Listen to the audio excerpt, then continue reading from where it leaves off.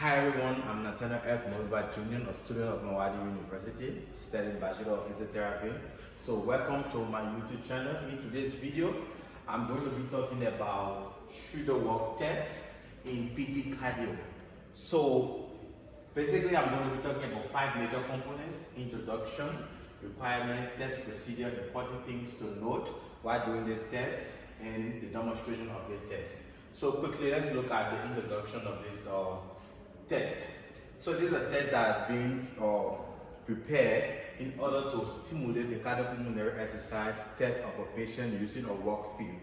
That is, as you can see in this diagram, this diagram indicates 2 cones here in a 9-meter distance where the patient has to simultaneously go around these cones. And then also requirements. In this test, we need things like cones, like I've mentioned, 2 cones. And then we need a chair as well. We also need a figmo in order to measure the blood pressure and everything, vitals, respiratory rate and all that. So how is this test done? Test procedure. So firstly, we have to prepare our patient. In preparing your patient has to wear something that is very loose or loose clothing, not something very tight, because it has to do a cardiopulmonary test. So we prepare our patient.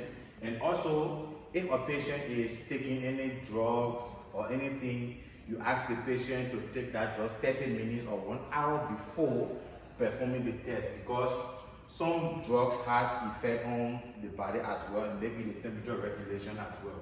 And also, you need to find an open area where there is enough ventilation when it comes to doing this test.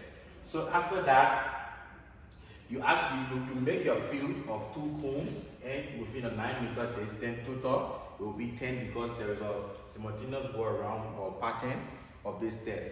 So after this, there are some important things that we need to note while performing this test. Such things as observing your patient, because this test cannot go beyond the patient capacity. What do I mean is that if a patient is able to go around this cone for 5 minutes, and then you are not observing the patient takes more than 5 minutes, the patient might get exhausted, which might lead to breathlessness, it might lead to fatigue, and it might cause other cardiopulmonary complications. So now, to demonstrate this test, like I said, we need a field that is 9-meter distance measured with 2 cones planted, and then you ask the patient to walk slowly and further progress their speed in terms of this test.